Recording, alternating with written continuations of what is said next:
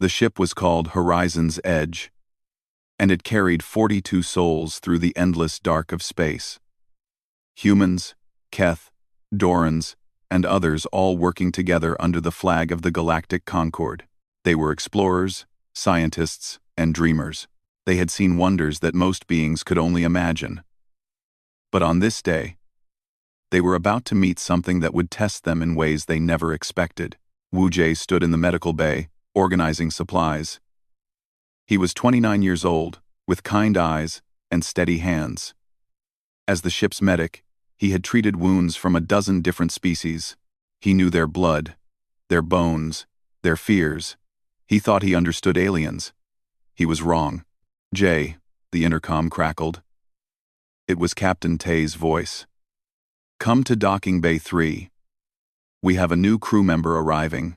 Jay put down the bandages and walked through the metal corridors. The ship hummed around him, alive with energy and purpose. When he reached the docking bay, he found Captain Tay waiting with crossed arms. The older man looked troubled. "What's wrong?" Jay asked. "The Concord is sending us a Valoran," Tay said quietly. Jay had heard of Valorans. Everyone had. They were one of the rarest species in the galaxy, not because they were few in number, but because no one wanted them around. Their appearance triggered something deep and primal in almost every known species: fear. Pure, uncontrollable fear. "Have you ever seen one?" Jay asked. "Once. At a distance." Tay shook his head. "The Keth crew members are already requesting shift changes. The Dorans want nothing to do with her." Tay shook his head. Tay shook his head. Tay shook his head. Tay shook his head. Tay shook his head. "Her? Her name is Nari. She's an engineer. Apparently she's brilliant." Tay sighed. "I need you to help her settle in. You're good with aliens. You don't panic." Before Jay could respond, the airlock hissed open. She stepped through slowly, carefully, like someone used to making herself small. She wore heavy clothing that covered most of her body: long sleeves, high collar, hood pulled low, but Jay could still see parts of her. Pale, blue-gray skin, delicate ridges along her jaw. And her eyes. She had 4 of them, arranged in a vertical line on her face. They were large and dark, like pools of night sky. Faint lines of light ran beneath her skin, bioluminescent veins that glowed soft blue in the dim light of the docking bay. Jay felt Captain Tay tense beside him. But Jay himself felt nothing like fear. He felt curiosity. He felt wonder.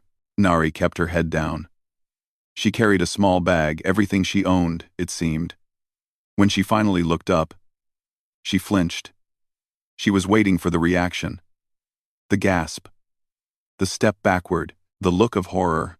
Jay smiled. "Welcome aboard. I'm Wu Jie. I'll show you to your quarters." Nari stared at him. All 4 of her eyes blinked in sequence, top to bottom. She said nothing. He picked up her bag before she could protest and started walking. After a moment, he heard her footsteps following behind him. The corridors were busy. Crew members moved back and forth, carrying equipment and data pads.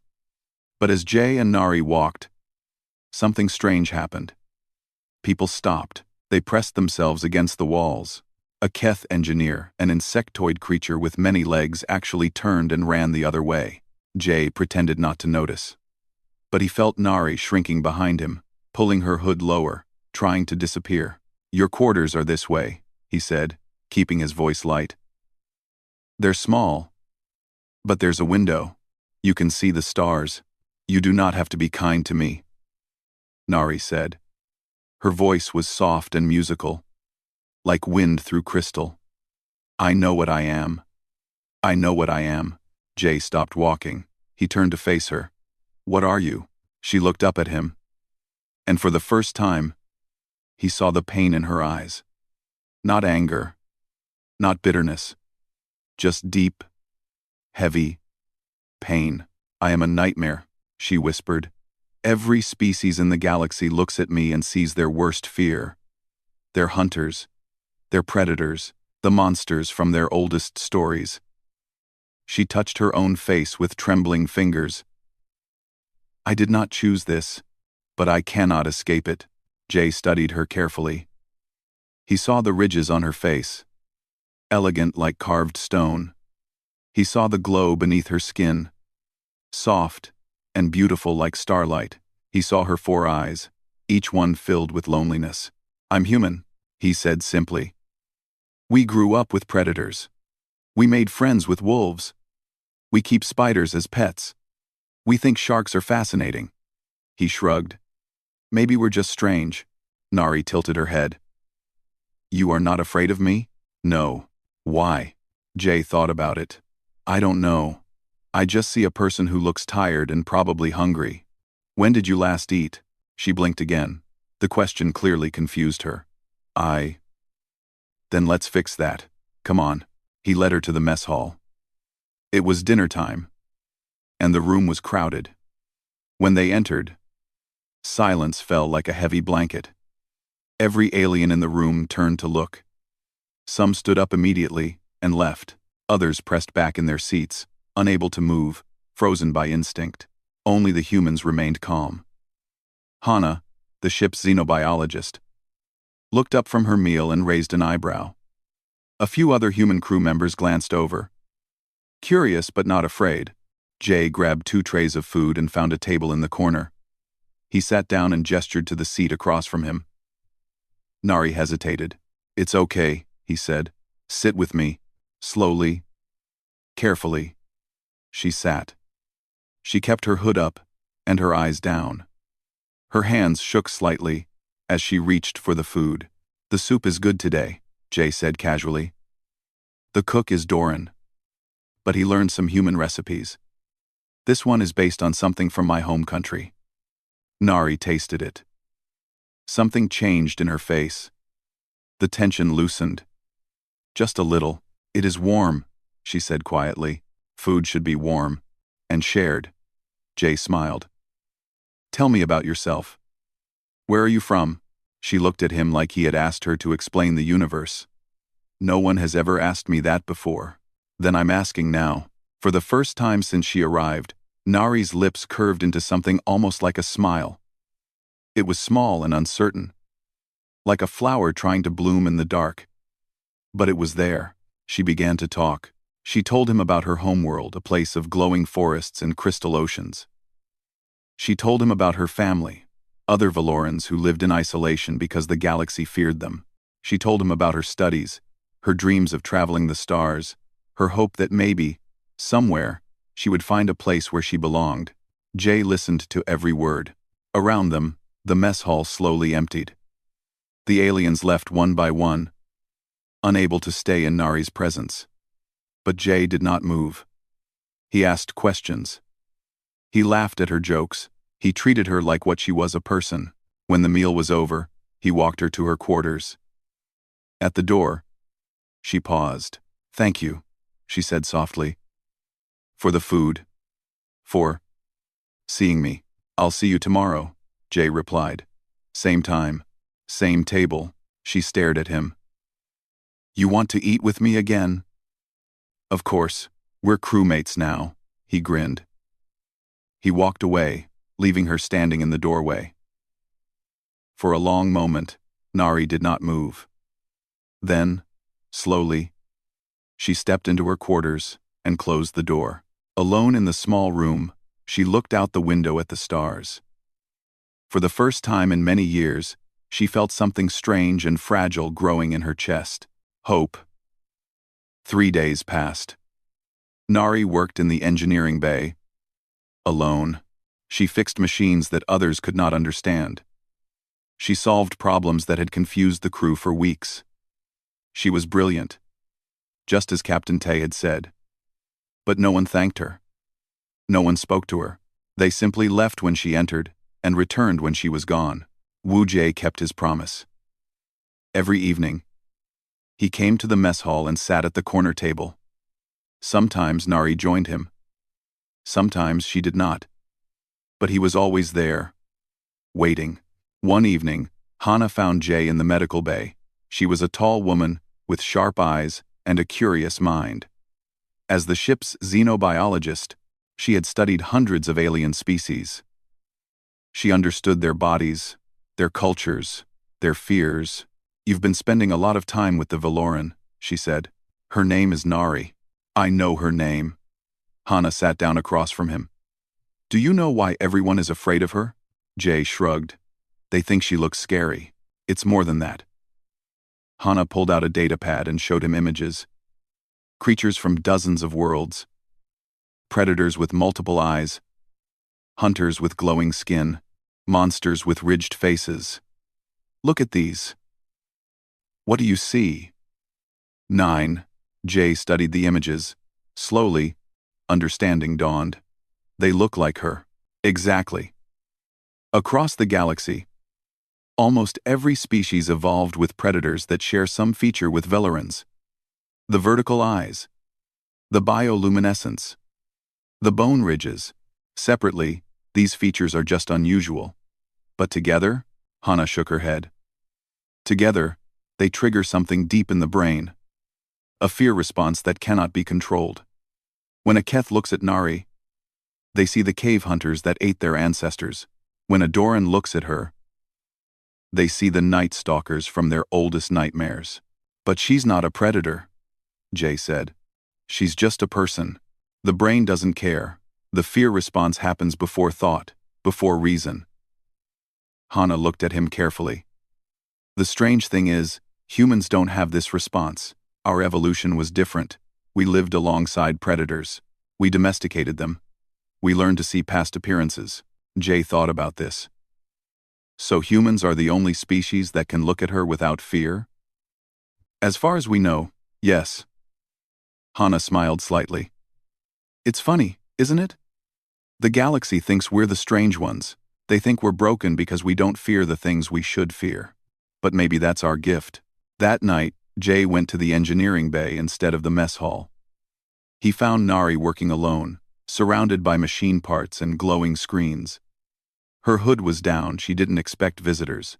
When she heard his footsteps, she quickly pulled it back up. "You don't have to hide from me," Jay said. She turned to face him. Her 4 eyes studied him carefully. "It is habit. I have been hiding my whole life." He sat down on a crate near her workstation. "I brought food. The cook made something new. I thought you might be hungry." She was always hungry.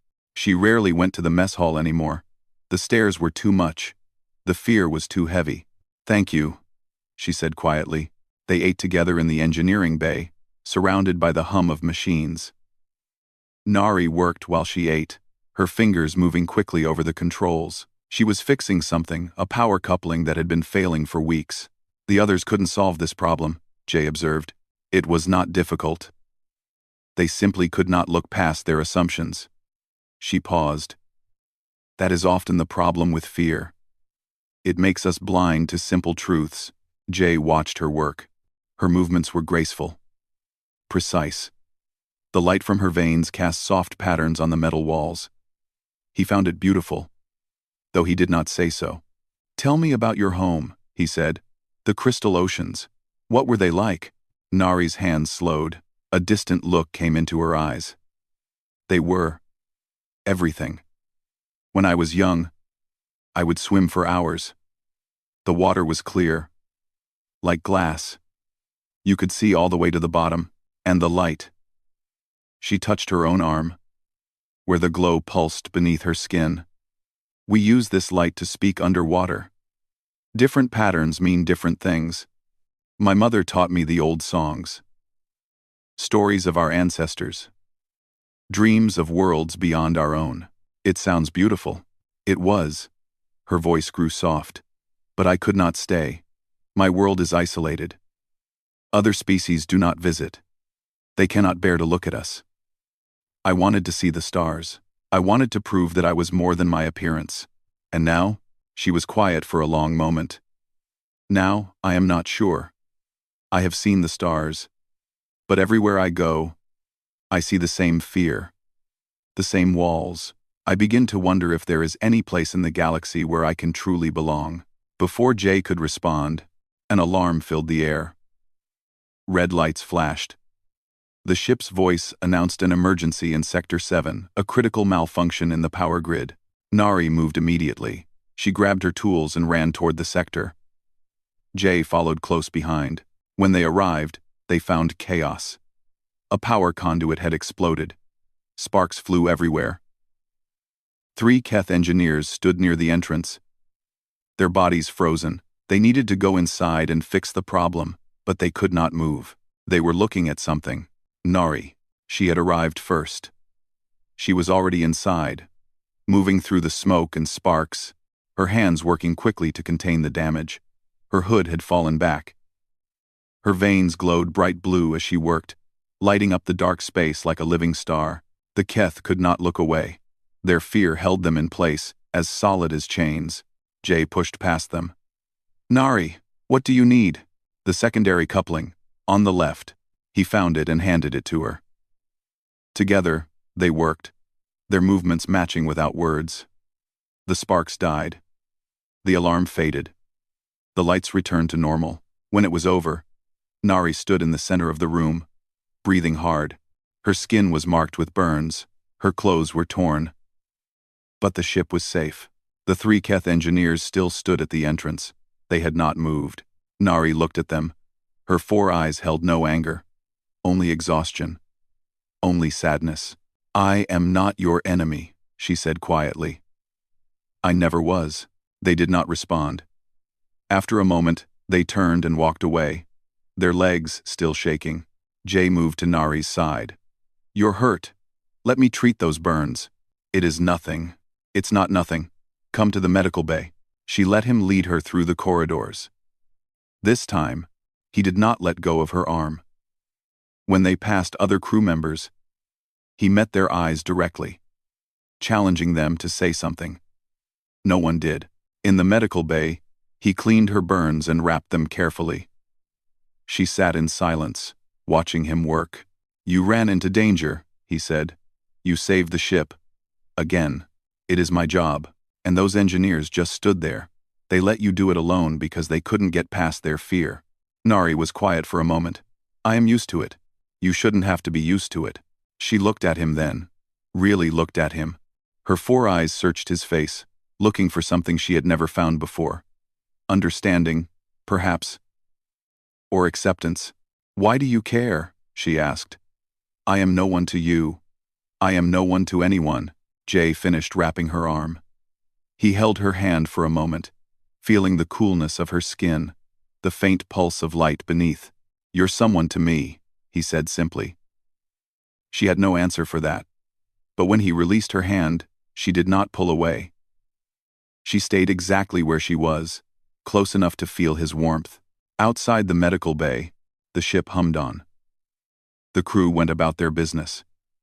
The Keth engineers filed their report, never mentioning that a Valoran had saved their lives. But in that small room, something had changed. A bridge had been built. A connection had been made, and Nari, for the first time in her life, began to believe that she might not have to be alone forever. Nari could not sleep. She lay in her small bed, staring at the ceiling, thinking about the human who had bandaged her wounds. His hands had been warm. His eyes had been soft. He had looked at her like she was a person, not a monster. She did not understand it. She had lived for 23 years. In all that time, she had never met anyone outside her species who could look at her without fear. Scientists studied her from behind protective glass. Diplomats spoke to her through screens. Even the kindest beings in the galaxy flinched when she entered a room. But not Wu Jie, not the humans. Unable to rest, she got up and went to the ship's archive terminal. If she could not understand humans through experience, perhaps she could understand them through study. She searched for hours. She read reports from the Galactic Concord. She watched recordings from first contact missions. She studied the history of Earth, the small blue planet where humans came from. What she found amazed her. Humans were strange. They were so strange that other species had written entire studies trying to explain them. Unlike most intelligent life, humans had evolved on a world full of predators. They had no natural weapons, no claws, no fangs, no poison. They were slow, weak, and soft, and yet they survived. They survived by doing something no other species had ever done. They made friends with the things that should have killed them. They tamed wolves and turned them into dogs. They kept cats, small predators that could scratch and bite, as beloved companions. They studied sharks and spiders with fascination instead of fear. They found beauty in creatures that other species considered nightmares. Nari read about a human tradition called horror movies. Humans would sit in dark rooms and watch images of monsters and killers for entertainment. They enjoyed being scared. They sought out fear, like others sought out joy. She found a quote from a human scientist: "We do not fear the unknown. We study it. We name it.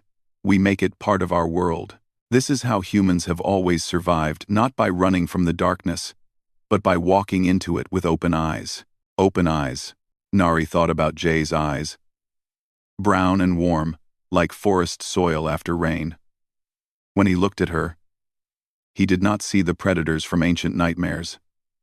He saw her. Just her. She continued reading. She learned that humans had a strange relationship with appearance. They decorated their bodies with permanent marks called tattoos. They changed their hair colors. They wore clothing that made them look like animals, or monsters, or creatures from their imagination. For humans, appearance was not fixed. It was a choice, a game, a form of expression. Other species define beauty narrowly.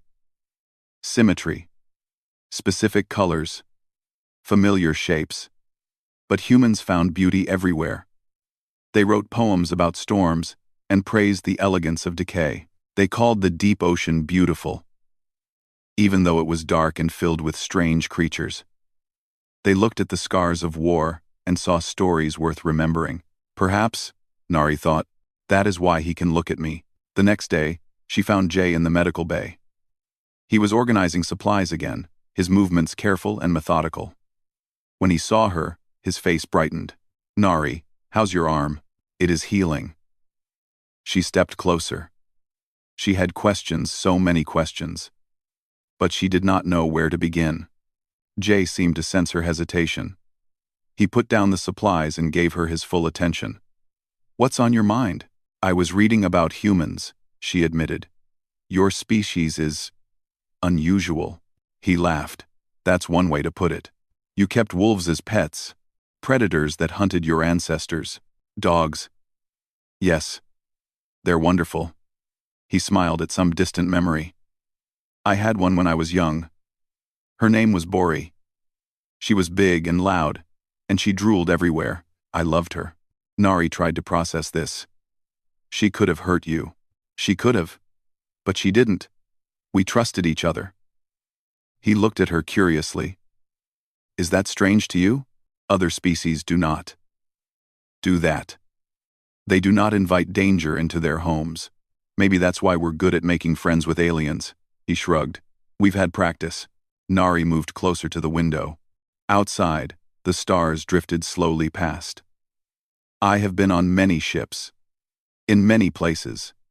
Humans are the only species that does not fear me. I wanted to understand why."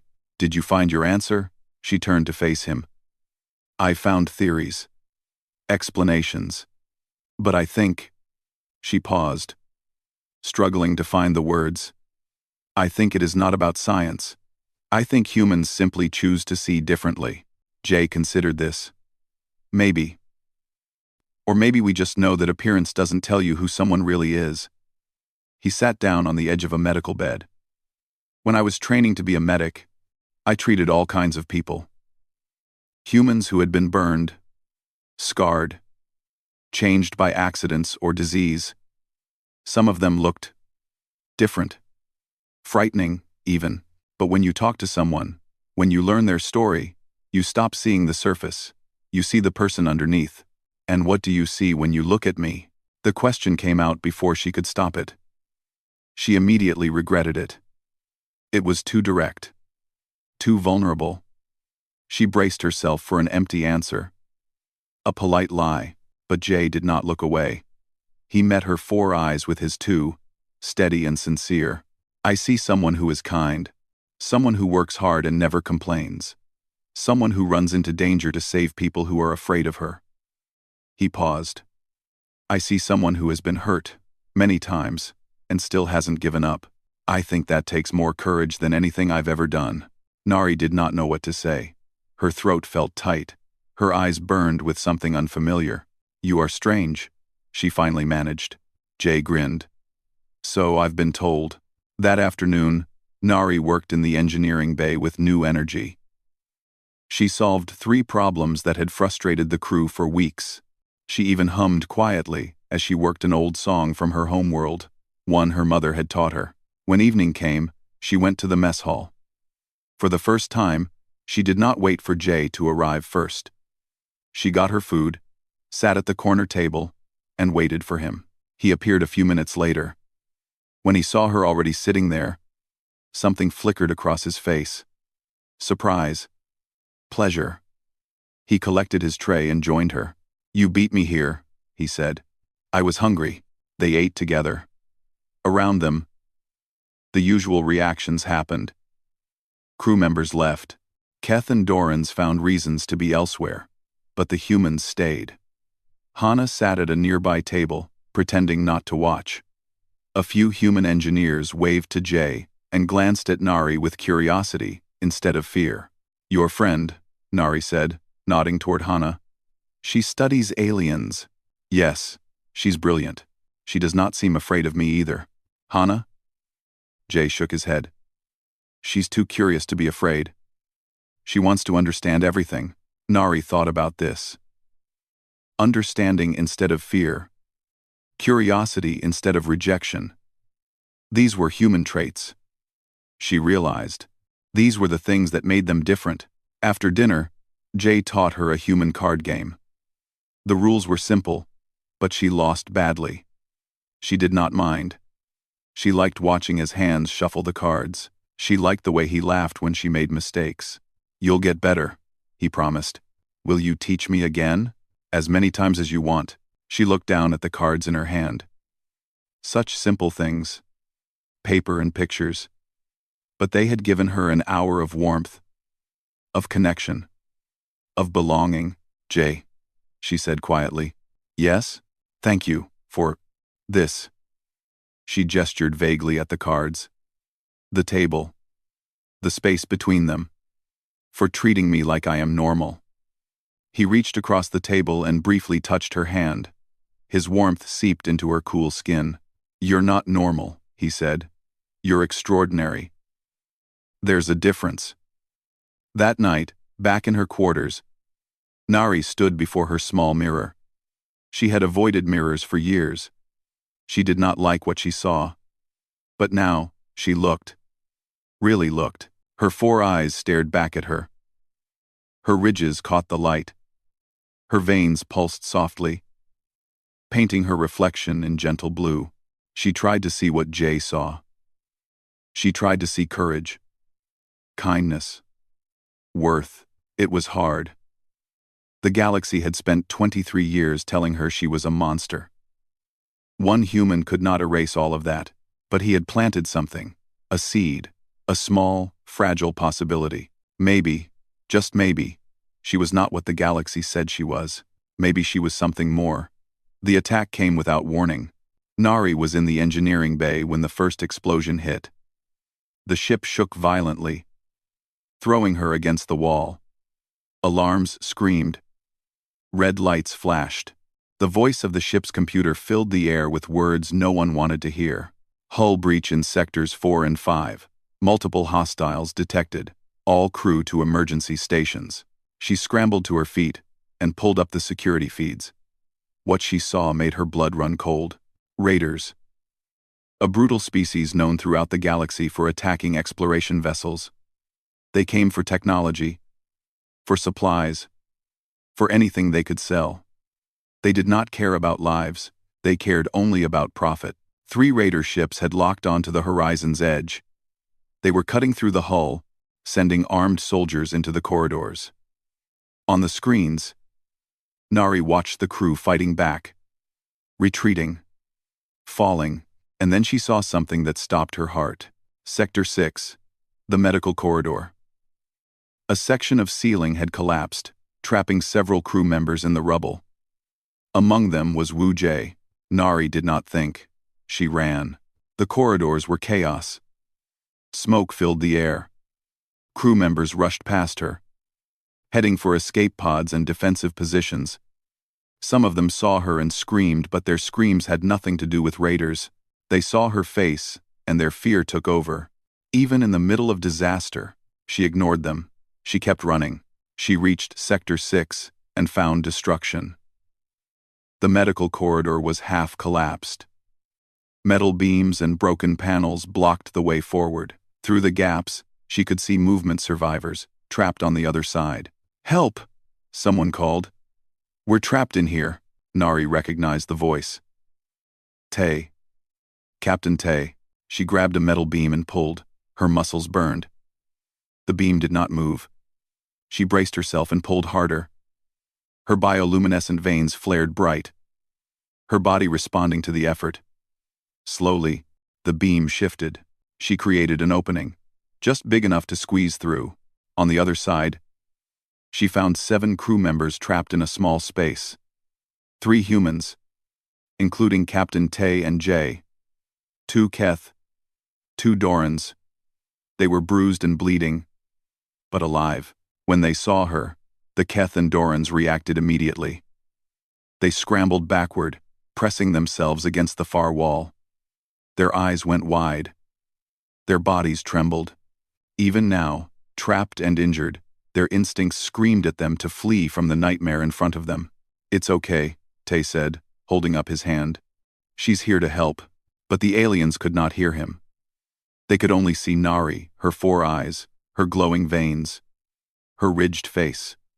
In the dim emergency lighting, she looked exactly like the monsters from their oldest fears. Nari did not waste time trying to convince them.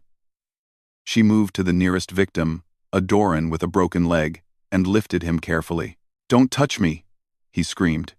"Get away." She carried him anyway. Back through the gap, back through the corridor, to a safe area where other crew members were gathering. She set him down gently and turned back.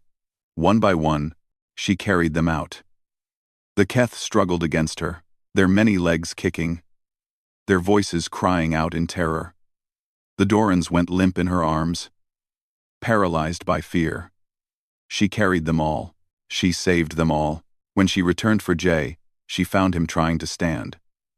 He had a wound on his head, blood running down his face.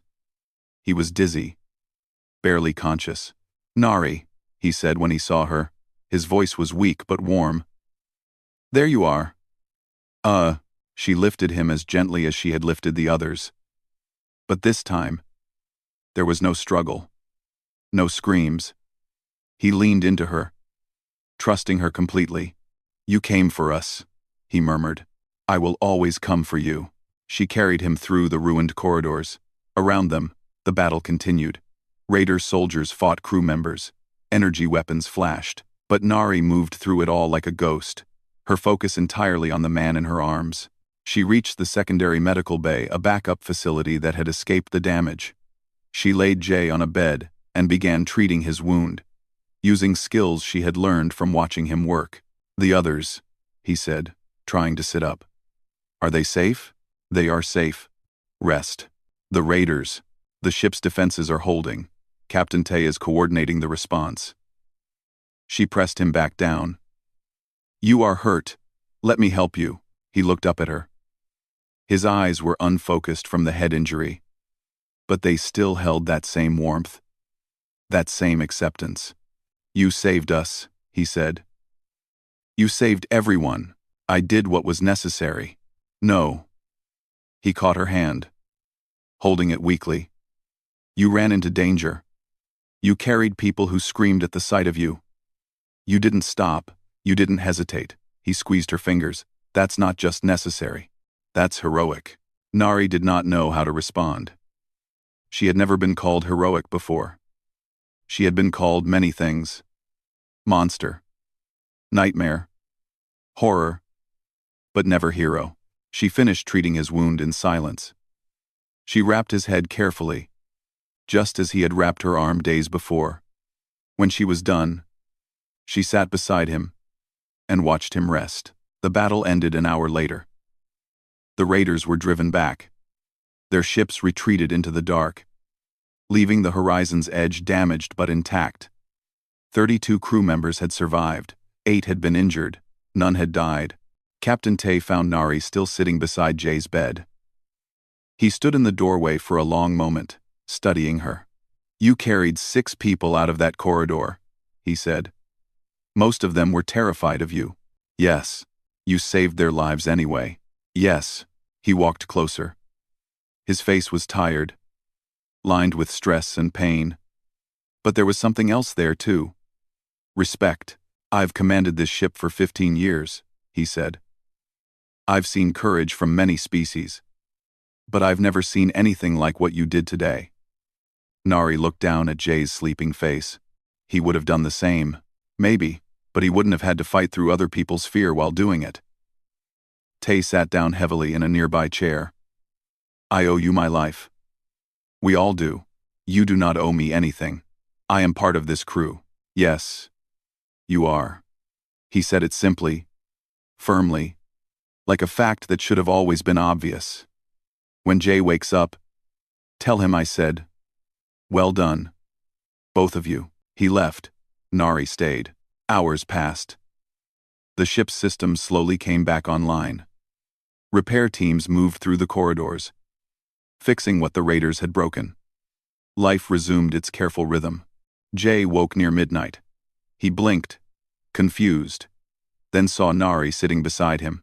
"You're still here," he said. "I was waiting for you to wake." He smiled, that same warm smile that made her feel like she was more than a monster. "You didn't have to do that. I wanted to." He reached for her hand again. This time, his grip was stronger. "Thank you for saving me, for saving all of us." She held his hand, feeling his warmth spread through her cool skin. "You are welcome." They sat together in the quiet medical bay. Outside, the stars continued their endless journey through the dark. The ship hummed softly, healing itself piece by piece, and Nari realized something. For the first time in her life, she had a place where she was needed. A place where she mattered. A place where someone was waiting for her to stay. It was small. It was fragile. It was just the beginning, but it was hers. Word spread through the ship like fire. In the days following the attack, Nari noticed something changing. The corridors felt different. Crew members who once fled at the sight of her now paused. They did not approach. They did not smile, but they nodded. Small, uncertain movements of acknowledgement. A Keth engineer, one of the 3 who had frozen in the doorway during the power failure, stopped Nari in the hall. His many legs trembled. His compound eyes could not quite look at her directly. I wanted to say." He struggled with the words. His body wanted to run, but he forced himself to stay. "Thank you. For the corridor. During the attack." Nari nodded. "You are welcome." He fled immediately after. But it was still something. It was still more than she had ever received before. Jay recovered quickly. Within a week, he was back to work, his head wound healing into a thin scar that he wore without complaint. He joked that it made him look more interesting. Their evenings together continued. Card games in the mess hall. Meals shared in comfortable silence. Walks through the ship's observation corridors, where the stars painted everything in silver light. One night, Jay brought her to a part of the ship she had never seen. A small garden, hidden away in a forgotten storage section. Someone, Jay, she suspected, had filled it with plants from Earth. Green leaves and small flowers and climbing vines that reached toward the artificial light. "I started this when I first came aboard," Jay explained. "I missed Earth. I missed growing things." Nari touched a leaf with careful fingers. It was soft, fragile. "It is beautiful. I thought you might like it. You told me about the crystal oceans, the glowing forests. I wanted to show you something from my world." She walked through the small space, studying each plant. There were flowers in colors she had never seen, red and yellow and purple. There were herbs that smelled sharp and sweet. There were tiny fruits growing on twisted branches. On my world, plants glow, she said softly. They pulse with light, like breathing. At night, the forests look like they are full of stars. That sounds incredible. It is. But, she turned to face him. This is different. This is quiet. Peaceful. I think I understand why humans need it. Jay sat down on an overturned crate, the only seat in the small garden. Humans are restless. We travel far, see strange things, put ourselves in danger, but we always need somewhere to come back to. Somewhere that feels like home. Do you miss it? Earth? Sometimes. But home is not just a place. He looked at her steadily. It's the people you care about. The connections you make. Nari sat beside him. The crate was small, and their shoulders almost touched. She could feel his warmth. So different from her own cool skin. I have never had that, she admitted. A home outside my planet. A connection that felt safe. You have it now. She looked at him. All four of her eyes met his too. Do I?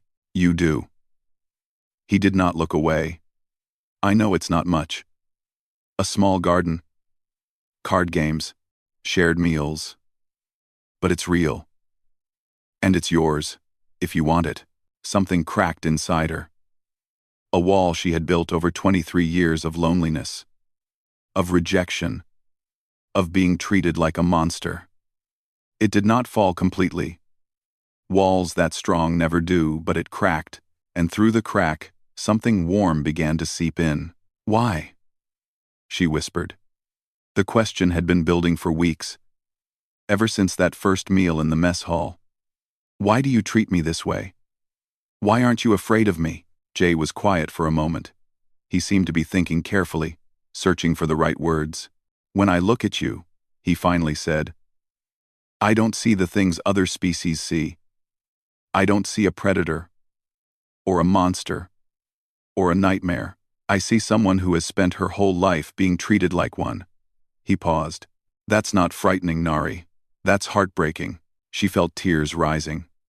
Real tears, something she had not experienced in years. Her species could cry, but she had learned to stop. Crying showed weakness. Crying invited cruelty. But now, in this small garden with this strange human, she felt the tears falling without permission. I have been alone for so long, she said. Her voice broke. Everywhere I go, they look at me with horror. They run. They hide. They treat me like I carry disease. The tears ran down her face, following the ridges of her cheekbones. I tell myself that I am used to it, that it does not hurt anymore. But it always hurts. Every single time. Every single time. Jay reached out and took her hand. His fingers intertwined with hers. Warm against cool. Soft against smooth. I know, he said gently. And I'm sorry. I'm sorry that the galaxy has been so cruel to you. I'm sorry that you've had to carry this alone. It is not your fault. No. But I can still be sorry that it happened. He squeezed her hand. And I can promise you something. As long as I'm here, you won't have to carry it alone anymore. She looked at their joined hands. Such a simple thing. Touch, connection. But to her, it meant everything. I do not understand you, she admitted. I have read about humans. I have studied your history. But I still do not understand how you can look at me and see what you see. Maybe that's the point. Maybe understanding isn't necessary. He smiled softly. Maybe you just have to trust it. Trust. Another thing she had lost long ago. Another thing she was slowly, carefully, beginning to rediscover. She lifted her free hand, and after a moment of hesitation, touched his face. Her fingers traced the line of his jaw, the warmth of his cheek, the scar on his forehead. He did not flinch. He did not pull away. He closed his eyes and leaned into her touch. It was the first time she had initiated contact with another being in years. The first time she had dared to reach out instead of pulling back. You are real, she whispered. This is real. Yes. It is. They sat together in the garden for a long time. The artificial lights dimmed and brightened in cycles, mimicking the rhythm of day and night. The plants breathed quietly around them. The ship hummed its endless song. Eventually, they walked back through the corridors together. Side by side. Equals. When they passed a group of Doran crew members, the aliens stepped aside quickly. But one of them, the same Doran whose leg Nari had splinted during the attack, hesitated. He met her eyes for just a moment before looking away. It was not acceptance. Not yet, but it was not pure fear either. It was something in between. Something that might, with time, become more. At the door to her quarters, Nari paused. She turned to face Jay. "Thank you," she said. "For the garden. For your words. For everything. You don't have to thank me. I do, because no one else has ever given me what you have given me." "What's that?" She thought about it. About the meals and the card games and the quiet conversations. About the warmth of his hand and the softness of his eyes. About the crack in her wall and the light seeping through. "Hope," she said finally. "You have given me hope." He smiled. That same smile that made her feel like she was more than the galaxy said she was. "Then I'm glad," he said. "Because you deserve it. You deserve all of it and more." He walked away, leaving her at her door. She watched him go until he turned the corner and disappeared. Then, she went into her quarters and stood before her mirror. She looked at herself. Really looked. And tried to see what he saw. For the first time, she almost succeeded. The diplomatic mission came 6 weeks after the attack. The Horizon's Edge was chosen to host a meeting between representatives of 4 species. It was an honor proof that the ship and its crew were valued by the Galactic Concord. Captain Tay spent days preparing. Every detail had to be perfect. But there was a problem. The mission required all senior crew members to attend. That included Nari. "I can stay in my quarters," she offered when Tay told her. "I do not wish to cause difficulty." "You're the chief engineer," Tay replied. "You fix systems that no one else could understand. The delegates should see the people who make this ship work." Nari wanted to believe him. She wanted to believe that things had changed. The crew nodded at her now. Some even spoke to her. Perhaps the delegates would be the same. She was wrong. The meeting was held in the ship's main conference room. Delegates arrived from 4 species. The Keth, the Dorans, the Morvax, and the Selenari. They wore their finest clothing and carried themselves with pride. They were ambassadors, leaders, representatives of their worlds. When Nari entered the room, everything stopped. The Morvax ambassador, a tall being covered in silver fur, took one look at her and pressed himself against the wall. His bodyguards moved in front of him, their hands reaching for weapons. The Selenari delegate, a creature of flowing light and crystal, flickered rapidly, their form destabilizing with stress. The Keth ambassador made a sound of distress and demanded to know why a Valoran was present. The Doran representative simply stood up and walked out. Captain Tay tried to explain. He told them about Nari's heroism during the attack. He told them about her skills, her dedication, her value to the crew. But words could not compete with instinct. Words could not override millions of years of evolution. The meeting continued, but Nari was asked to leave. Politely, formally, but firmly. Her presence was making diplomacy impossible. She walked out with her head high. She did not let them see her break. But when she reached the observation deck, the quiet place where she and Jay had spent so many evenings, she collapsed. She sat in the corner, hidden from view, and let the pain wash over her. After all these weeks of small progress, of hopeful moments, reality had returned. She was still a nightmare. She was still the thing the galaxy feared. No amount of heroism would change that. She did not know how long she sat there. Hours, perhaps. The stars drifted past the windows, cold and distant. The ship continued its journey. Indifferent to her suffering, she heard footsteps approaching. Part of her wanted to run, to hide, to be alone with her shame. But she was too tired to move. Jay appeared around the corner.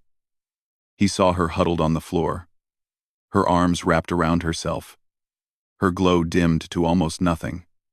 His face changed not with fear, but with pain. Her pain reflected in his eyes. "I heard what happened," he said quietly. "Then you know." Her voice was hollow. "I thought things were changing.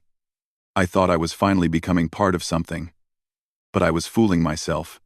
He sat down beside her, close enough to touch but not touching, giving her space. "You're not fooling yourself. Things are changing. The crew tolerates me because I saved their lives. But tolerance is not acceptance." She laughed bitterly. "And the rest of the galaxy? They will never see me as anything but a monster. It does not matter what I do. It does not matter how hard I try. I will always be this." She gestured at herself, her face, her eyes, her skin, her veins, everything that made her Valoran, everything that made her feared. "I was born wrong," she whispered. "My species was born wrong. We evolved by accident into the shape of nightmares. And now we are trapped in these bodies forever. No matter how kind we are, no matter how brave, no matter how much we give, they will always look at us and see monsters." Jay was silent for a long moment. He seemed to be struggling with something, searching for words that could help, knowing that words might not be enough. "I'm sorry," he finally said. "I'm sorry that the galaxy is so blind. I'm sorry that you have to fight so hard just to be seen. It is not your fault, I know. But I'm still sorry." She turned to look at him. In the dim light of the observation deck, his face was half shadow, half silver. His eyes held that same warmth they always held, that impossible, unexplainable warmth that made her feel like she was worth something. She reached up and touched her own face. The ridges, the cool skin, the places where other species saw horror. "My face frightens you," she whispered. It was not a question. It was a statement. A truth she had carried her entire life, finally spoken aloud. But Jay shook his head. No. He stood up and moved to kneel in front of her, so their eyes were level. He reached out with both hands and cupped her face gently. His palms pressed against her ridges. His thumbs traced the lines of light beneath her skin. "No," he said again, his voice soft but certain. "You're the most beautiful in the galaxy." She stared at him. All four of her eyes went wide. She searched his face for any sign of deception, any hint that he was saying what she wanted to hear. She found none. "You don't mean that," she whispered. "I do." He held her gaze without wavering. "I have traveled to 100 worlds. I have seen wonders that most people only dream of. But I have never seen anything as beautiful as you. How can you say that? How can you even think it?" "Ah, because beauty isn't about what the galaxy agrees on. It's not about symmetry or familiar shapes or comfortable appearances." His thumbs continued their gentle movement across her skin. "Beauty is about truth. And when I look at you, I see the truest person I've ever known. Someone who faces cruelty every day and still chooses kindness. Someone who carries the weight of a galaxy's fear and still finds the strength to help others." Tears were falling down her face. She could not stop them. She did not want to stop them. "You really see that?" she asked. "When you look at me, I see that and so much more." He leaned forward and pressed his forehead against hers. "I see someone I care about. Someone I want to protect. Someone who deserves to be loved, exactly as she is." She closed her eyes. His warmth seeped into her. His breath mixed with hers. His hands still held her face like she was something precious, something valuable, something worth holding. "I have never been loved," she whispered. "Not like this. Not by someone outside my species. No, then let me be the first." She pulled back just enough to look at him. His face was so close. His eyes were so bright.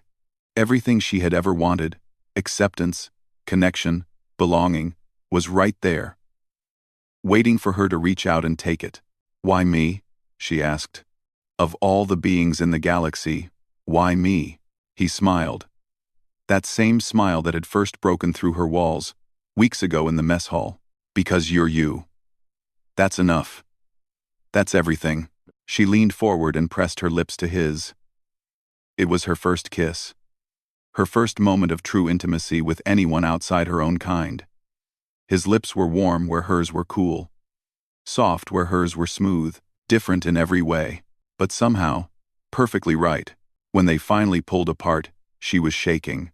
Not from fear, not from cold, from something else entirely. I am afraid, she admitted.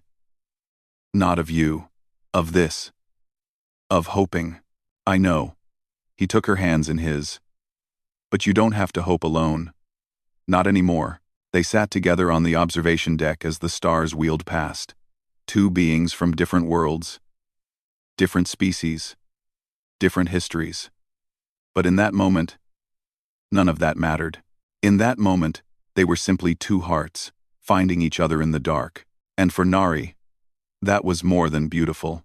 That was everything. 1 year later, the horizon's edge had changed. Not in its structure, the same metal corridors, the same humming engines, the same stars drifting past the windows, but in its spirit, in the way crew members moved through its halls, in the small moments that happened every day without notice. Nari walked through the ship with her head held high. Her hood was down. Her sleeves were rolled up, her bioluminescent veins glowing softly for everyone to see. She no longer hid. She no longer apologized for existing. The crew had changed too. The Keth still felt fear when they saw her. Evolution did not disappear overnight, but they had learned to move past it. They nodded to her. They asked for her help with engineering problems. They sat in the same room during meetings without trembling. The Dorans were slower to adapt. But even they had begun to see beyond her appearance. One of them, a young technician named Vex, had started bringing her small gifts. Minerals from his homeworld, crystals that reminded him of her glowing skin. He was still afraid, but he was trying. That was more than Nari had ever expected. And Jay. Jay was everywhere. By her side at meals. Working beside her in the garden they had expanded together. Falling asleep next to her in her quarters, their bodies pressed close despite their different temperatures.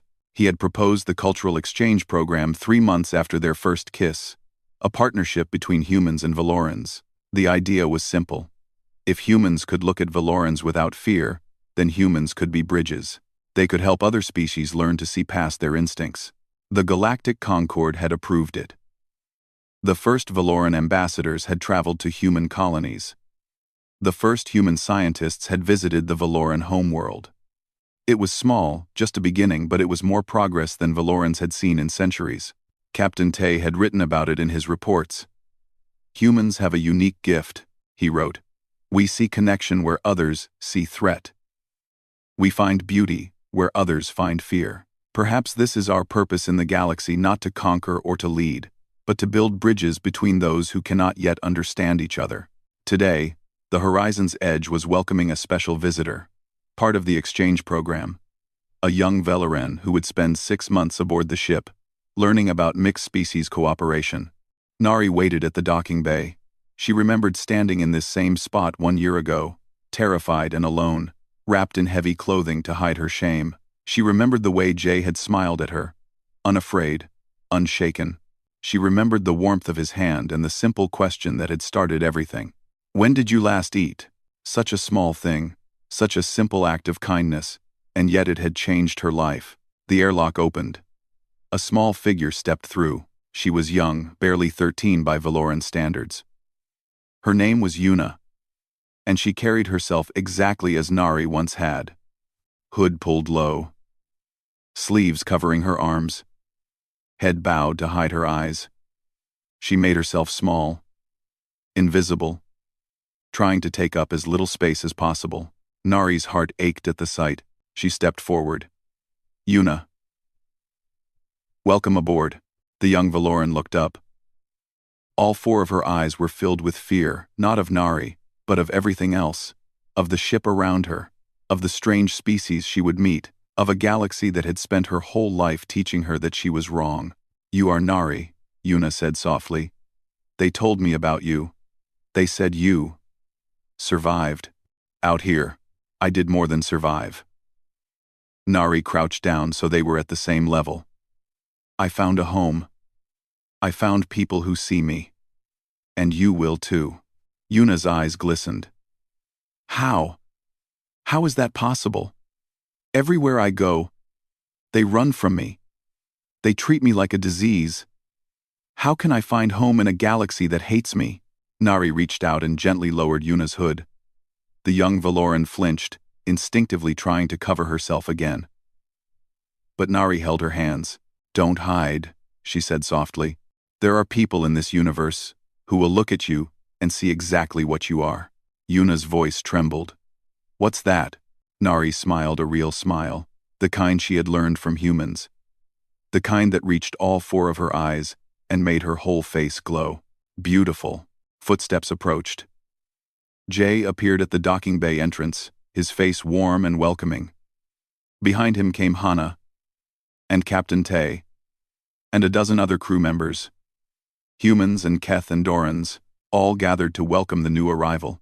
Some of them still felt the instinctive fear when they looked at the young Valoran. Nari could see it in their eyes, in the slight tension of their bodies. But they were there anyway. They had chosen to be there. That was what courage looked like. Nari realized. Not the absence of fear, but the choice to move forward despite it. Jay reached her side and took her hand. His warmth spread through her, familiar and comforting. She leaned into him, no longer caring who saw. Ready? He asked. Ready. They led Yuna into the ship. They showed her the corridors, the engineering bay, the mess hall. They introduced her to crew members, who shook her hand and welcomed her aboard. They showed her the small garden where plants from Earth grew beside minerals from a dozen other worlds. Through it all, Yuna's eyes grew wider and wider. She had never imagined this was possible. A place where she could walk freely. A place where people looked at her with curiosity instead of horror. A place where she might actually belong. That night, Nari found Yuna on the observation deck. The young Valoran was sitting by the window, watching the stars with an expression of wonder. Nari sat beside her. For a long moment, neither of them spoke. They simply watched the universe drift past, endless and beautiful. I was where you are once, Nari finally said. What changed? One human. One act of kindness. One person who looked at me and chose to see something other than fear. Nari turned to face the young Valoran. That's all it takes. Yuna, one person, one moment, one choice. And then everything becomes possible. Yuna was quiet for a while, processing this. Then she asked the question that Nari had asked Jay so many months ago. Why aren't they afraid of us? The humans? Because they evolved differently. They learned to see beyond appearances, to find connection where others found threat. Nari smiled. But I think it's more than that. I think they simply choose to see with their hearts instead of their instincts. And that choice makes all the difference. Do you think I'll find what you found? Someone who sees me? Nari reached out and took the young Valoran's hand. Cool skin against cool skin. Light against light. I think you'll find even more, she said. Because you're not starting from nothing. You're starting with a whole ship full of people who already want to see you. You just have to let them. Yuna's eyes filled with tears. She leaned forward and wrapped her arms around Nari, holding tight like a child clinging to hope. Nari held her back. She stroked the young Valoran's hair and let her cry. She remembered all the tears she herself had shed, all the years of loneliness, all the pain she had carried alone, and she made a silent promise. She would make sure this child never had to carry that weight by herself. Later, after Yuna had gone to her quarters, Nari returned to her own room. Jay was already there, reading something on a data pad. When she entered, he looked up and smiled. How is she? Scared, hopeful. Everything I was a year ago. She's lucky to have you. Nari crossed to the bed and sat beside him. She looked at the face she had come to love, the warm eyes, the kind smile, the scar on his forehead that she had kissed 100 times. I was thinking, she said. About what you told me. That night on the observation deck. When you said I was beautiful, I remember. I didn't believe you. Not completely. Part of me thought you were just being kind. She took his hand. But now, after this year, after everything we've built together, I think I finally understand what you meant. What did I mean? She leaned forward and pressed her forehead against his, just as they had done that first night. You meant that beauty isn't what the galaxy agrees upon. It's what the heart recognizes. She pulled back to look into his eyes. And my heart recognizes you. Every part of you. Every moment with you. He kissed her, then soft and warm and full of promise. I love you, he said against her lips. I love you too. Outside, the stars continued their eternal dance. The horizon's edge sailed on through the darkness, carrying its crew of unlikely souls toward whatever wonders awaited. And in a small room at the heart of the ship, two beings from different worlds held each other close. Not despite their differences, but because of them. Not in spite of the galaxy's judgment, but in defiance of it. They had found something rare, something precious. They had found each other, and that, in the end, was the most beautiful thing of all.